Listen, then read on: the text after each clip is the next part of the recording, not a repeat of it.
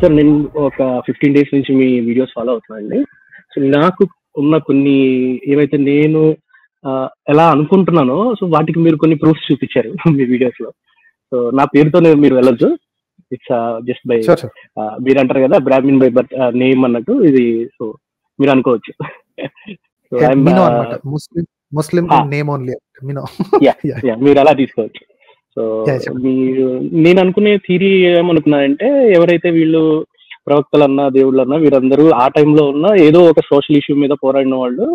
So వీళ్ళందరూ ఎవరైతే భయపెట్టి చెప్తే వింటారేమో అన్నట్టు ఒక బుక్స్ రాస్తున్నారు. సో కొన్ని కామన్ పాయింట్స్, భయపెట్టే కామన్ పాయింట్స్ అన్నిట్లో ఉంటాయి.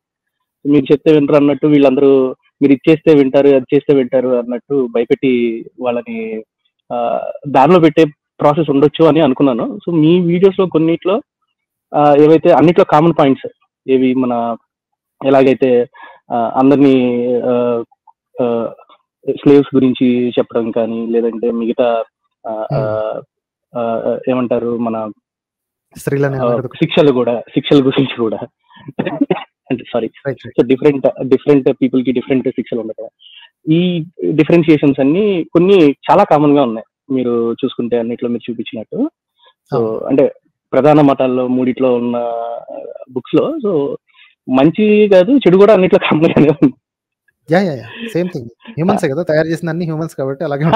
సో అంటే నా వాదనకి మీరు మంచి ఏమంటారు ప్రూఫ్స్ ఇచ్చారండి నా వాదనకి. ఎందుకంటే నేను ఎక్కువ మీరు అన్నట్టు హ్యూమనిస్ట్ లో నేను నమ్ముతాను.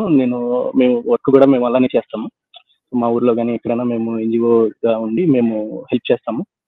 కోవిడ్ టైంలో కూడా మేము చాలా ఫుడ్ ఇవి చేసాము, food donations. So almost daily 1000 members కి ఫుడ్ డొనేషన్స్ చేసాము. ఎలా అంటే మా వాళ్ళు మీ వాళ్ళు అన్నట్టు కాకుండా అందరికి ఎవరైతే నీడీ ఉన్నారో వాళ్ళని వెతికి వెళ్ళి హెల్ప్ చేసాం అనమాట.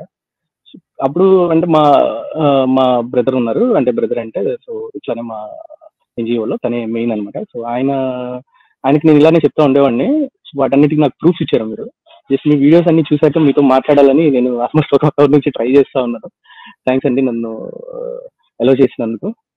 Sure please continue to follow అండి. ఎందుకంటే నాకు భక్తులతోటి ఏ మతం అయినా సరే భక్తులతో కాదు ప్రాబ్లం, అతివాదులతో మాత్రమే ప్రాబ్లం. సో అతివాదాన్ని మోడరేషన్ లో పెడితే నాకు పనే లేదు, నేను శుభ్రంగా ఛానల్ షట్ చేసి వెళ్ళిపోవచ్చు.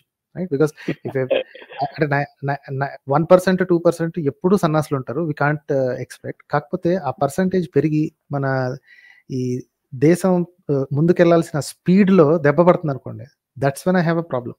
ఇప్పుడు ప్రతి దేశంలోని వెధవులు ఉంటారండి. ఆఖరికి ఏంటి మోస్ట్ హ్యాపీయెస్ట్ కంట్రీ అని చెప్పుకున్న దేశంలో కూడా you will find some crack head, some mental fellow, ఏదో ఒక మతాన్ని పెట్టుకుని అదలాగా ఇదిలాగా కొట్టుకు వచ్చేవాళ్ళు ఎక్కడైనా ఉంటారు. You will see that in Denmark and you will see that in Sweden also. Okay, so అలా ఉన్న వాళ్ళతోటి ప్రతిదానికి ఫైట్ చేయాల్సిన పని లేదు. వాళ్ళు ఎప్పుడైతే మేజర్ వాయిస్ గా మారుతుంటారో then it has to ring an alarm bell అనమాట. వీళ్ళు స్పీడ్కి అడ్డుకట్టేస్తారు. ఇప్పుడు మనకి ఫ్రీడమ్ ఆఫ్ ఎక్స్ప్రెషన్ ఉంది కాబట్టి తిక్క సన్నాసులు కూడా మాట్లాడే అర్హత అధికారం ఉంది కాబట్టి, ఆ హక్కులకు ఉంది కాబట్టి మాట్లాడుకునే వాళ్ళు. కాకపోతే ఆ మాటలు నంబర్ ఆఫ్ పీపుల్ ఎప్పుడైతే ఆకర్షితులు అవుతున్నారో then you have to say take cognizance. అలాగని చెప్పి వాళ్ళని నోరు ముయించాలని అన్నాను, కాకపోతే వాళ్ళకి కౌంటర్లు పడాలి. రైట్, సో కొన్ని సంవత్సరాల క్రితం మరి ఇంత మూర్ఖత్వం ఉందో లేదో కానీ ఈ మధ్య పెరుగుతుంది కాబట్టి we have to increase the speed of rational thought. మీ మతాలన్నీ ఒకే రకం, అవన్నీ మానవ కల్పితాలు, వీటిల్లో దైవత్వం అనేది గుడ్డు లేదు, మనుషులనే మంచిగా చూసుకోవాలి, మనుషులనే తిట్టుకున్నా కొట్టుకున్నా కలిసి బతకాల్సింది మనమే అన్న సంగతి వీళ్ళకి తెలియజేయాలి. ఆడు టోపీ పెట్టుకున్నా ఈడు మెళ్ళ రుద్రాక్షలు వేసుకున్నా ఇద్దరు సన్నాసులే, మిమ్మల్ని మోసం చేయడానికే వస్తున్నారు. మీ పనులు మీరు చేసుకోవాలి, మీ ఉద్యోగాలు మీరు చేసుకోవాలి. మీకు కష్టాలే, ఆడికి కష్టాలే. ఆకలేస్తే ఇద్దరు ఒకే రకం అన్నం తింటారు, ఎవడేది పెట్టినా తింటారు. So don't go by these religions. ఈ విషయం చెప్పడానికి ఇలా చెప్పాల్సి వస్తుందండి, అసహ్యంగా ఇలా చెప్పాల్సి వస్తుంది, బికాస్ సన్నాసులు ఎక్కువ అవుతున్నారు. సో మీరు ఈ ఎక్స్ ముస్లిం ఛానల్స్ చూసినా సరే, మీరు అంటే హిందీ ఉర్దూ ఛానల్స్ చూసినా సరే, దే కీప్ డూయింగ్ దిస్. అంటే I don't agree with all of their methods, but ఈ రైజ్ ఎందుకు వస్తుంది అంటే పిచ్చ పెరిగిపోతుంది కాబట్టి. ఒక టైపు కట్టర్తనాన్ని పెంచుకుంటూ పోతే అపోజిషన్ వాడు వాడికి వేరే దారి లేదు, కట్టర్ అవుతున్నాడు. Right, both sides are becoming vulgar and violent with each other. ఈ మధ్యలో కనీసం కొంతమంది లేసి ఇద్దరు చెప్పుతూ కొడతారు, ఇద్దరు మాట్లాడుకుని కూర్చోండి అని అనేవాళ్ళు కనీసం కొంతమంది ఉన్నారు. వాళ్ళ సైడ్ వాళ్ళు కట్టర్ అయిపోతున్నారు, వీళ్ళందరూ దుర్మార్గులు అని. వీళ్ళ సైడ్ ఏమో వీళ్ళేమో అరే మనల్ని మైనారిటీలు చేసేసి వీళ్ళందరూ మనం తొక్కేస్తాం, మనం సంఘటితంగా ఉండాలి అంటే ఏంటి, right? So these are the problems both sides have. అందుకని ముందు సెంటర్లోకి రండి అని రెండు వైపులో ఉన్న వాళ్ళని ఈడ్చి మధ్యలోకి తీసుకురావడానికి ప్రయత్నం ఇది. అండ్ మీరు చెప్పినట్టు if you are not on the far right or the far left, you are already a better person.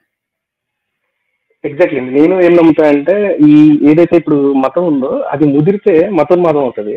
మతోన్మాదం ఎప్పుడైతే రాజకీయంలోకి వస్తుందో దేశం నాశనం అవుతుంది. అంతే అంతే. ఇప్పుడు ఎలా అయితే మీరు ఆఫ్ఘనిస్తాన్, పాకిస్తాన్ ఇవి చూస్తున్నారో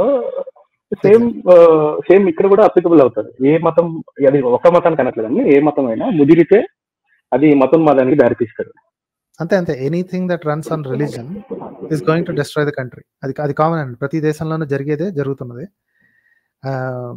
అండ్ ఇప్పుడు వెస్టర్న్ కంట్రీస్ చూసి అవి క్రిస్టియన్ దేశాలు అంటారు, వాళ్ళ పొంద క్రిస్టియానిటీ కాదు, పాడు కాదు. Christianity is the major religion there, that's all of them are secular countries. కొన్ని నార్థన్ ఆఫ్రికన్ కంట్రీస్ లో క్రిస్టియానిటీ, లేదా some African, middle African, central African countries లో క్రిస్టియానిటీ మేజర్ రిలీజన్ గా ఉంది. ఏంటి వాళ్ళ స్టేట్ రిలీజన్ క్రిస్టియానిటీ. ఎందుకు పనికిరాని దేశాలు అవి అంటే, you'll not even know the names of some of this countries. మతాన్ని మెయిన్ గా పెట్టుకున్న, మతాన్ని నెత్తిని పెట్టుకున్న దేశం బాగుపడిన లక్షణాలు ఎక్కడా లేవండి. లక్కీగా మేబీ ఒక్క సౌదీ అరేబియా, బికాజ్ ఆయిల్ ఉంది కాబట్టి, ఆ చుట్టుపక్కల ప్రాంతాల్లో ఆయిల్ ఉంది కాబట్టి పెరిగింది కానీ, but if you see Saudi Arabia is modernising at a rapid pace. Bin Salman ఉన్నాడు చూసారా, ఎంబీఎస్, అతను వాళ్ళు కూడా ఏంటంటే మోడర్న్ వాళ్ళకి తగ్గట్టు వాళ్ళు చేంజ్ అవుతున్నారు. అయితే లేడీస్ కి డ్రైవింగ్ లైసెన్స్ ఇవ్వడం, ఇలాంటివన్నీ కొన్ని చేంజెస్ తీసుకుంటున్నారు వాళ్ళు. ప్రతి ఒక్క దేశం ఒక స్పీడ్ లో నడుస్తుంది. వాళ్ళ అతివాదులు ఎక్కువ ఉండటం కారణంగా చాలా స్లోగా నడుస్తుంది. బట్ స్టిల్ నడుస్తున్న వాడిని తిట్టాల్సిన పని లేదు. చాలా మంది ఎక్కిరిస్తుంటారు, ఏంటి అమ్మాయిలకి డ్రైవింగ్ లైసెన్స్ ఇచ్చాడా, ఏంటి 1700 లో ఉన్నట్టు చెప్తున్నావు, 1900 లో ఉన్నట్టు చెప్తున్నావు. But progress is progress. అది పాకుతూ నడుస్తూ నడిచినా మూవ్మెంట్ అయితే ఉంది, అక్కడే ఉండిపోవట్లేదు.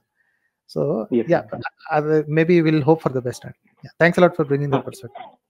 ఇంకొక పాయింట్ అండి, ఇప్పుడు యాక్చువల్గా నేను మన రిఫ్లెక్షన్ వాళ్ళు క్షాత్రములు ఒకటి కండక్ట్ చేశారు, మీరు చూసుంటారు వీడియో. ఇంకా కంప్లీట్ చూడలేదండి, నాకు ఓపిక సరిపోలేదు. దాంట్లో ఒక వక్త ఉన్నారండి, ఆయన ఎలా ప్రపోజ్ చేశారంటే ఏంటంటే, ఇప్పుడు మన ధ్రువ్ వీడియోస్ పెడుతున్నాడు కదా, సో వాడిని మీరు కౌంటర్ ఇవ్వలేకపోతున్నప్పుడు వాడిని బఫర్ని చేయండి. ఎంత ఫూలిష్నెస్, అంత పెద్ద స్టేజ్ మీద అతను చెప్తున్నాడంటే నేను దాన్ని పెద్దగానే కన్సిడర్ చేస్తానండి. ఎందుకంటే దానికి చాలా సపోర్ట్ వస్తుంది, చాలా మందిని వాళ్ళు ఆ స్టేజ్ మీద తీసుకొస్తున్నారు. సో వాళ్ళు దాన్ని ఎలా వాళ్ళ సోషల్ మీడియాని స్ట్రాంగ్ చేస్తున్నారంటే, మీరు ఒకరిని కౌంటర్ ఇవ్వలేనప్పుడు వాళ్ళని మీరు ఫూల్ చేయండి. ఎలా అయితే మనం ఇప్పుడు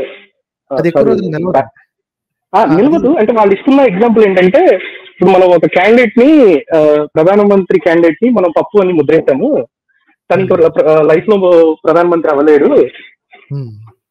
సో మనం ఆ పప్పు అనే ముద్ర ఎలా వేసామో అలా మీరు ఎవరినైతే కౌంటర్ చేయలేరో వాడిని మీరు ఫూల్ చేయండి.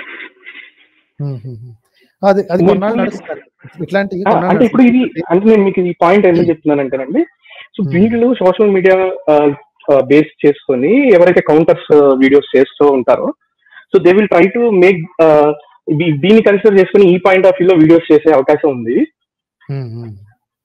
సో ఎవరైతే ప్రాపర్ గా నిజాన్ని, సత్యాన్ని అన్వేషిస్తున్నారో వాళ్ళ మీదకి వీళ్ళు వచ్చే అవకాశం ఉంది. ఆల్రెడీ ఉన్నారు కదండి. ఇప్పుడు వాళ్ళకి మాటలు, నేను బత్తాయి అన్నాను కదా, సో బత్తాయి అన్న మాటను భరించలేక వాళ్ళు ఏమంటున్నారు, నేను ఒక్కడే అనలేదు, I also took word from someone else.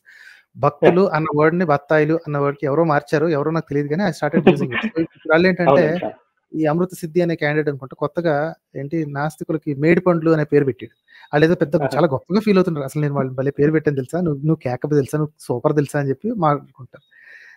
So మాటకి మాట కౌంటర్ లేనప్పుడు ఇలాంటివి వస్తాయి, దట్స్ ఓకే. కానీ నేను కౌంటర్ ఇచ్చి తర్వాత మాట అంటాను బత్తాయిలు అని, ఓకే, ఆధారాలు ఆర్గ్యుమెంట్లు ఇచ్చిన తర్వాత అంటాను. వాళ్ళకి ఆధారం లేదు, ఏమీ లేదు, ఊరకేదో లొడలొడ వాగేసేసి మేడి పండ్లు అంటే it doesn't effect me little bit. Okay, నాకు తెలిసి ఎవ్వరికి కనీసం ఇసుమంతా కూడా చీమ కుట్టిన ఫీలింగ్ కూడా ఉండదు. కానీ వాళ్ళకి బత్తాయిలు అంటే మాత్రం కింద నుంచి పైదాకా ఏంటి ఉడికిపోతా ఉంటారు వాళ్ళు అనమాట. ఏం చేయాలో అర్థం కదా, నన్ను ఇంత మాట్లాడినాడు ఇంత మాట్లాడినాడు. Same thing. ఏ మతమైనా ఇంతే కదండి. బత్తాయిలు అంటే అదే భక్తులు. పచ్చ బత్తాయిలైనా బత్తాయిలైనా ఏ బత్తాయిలు తెల్ల బత్తాయిలైనా బత్తాయిలు అనేది కామన్ అనమాట. రైట్ రైట్ రైట్ అండి. Thank thanks you a lot. అండి. Thank you.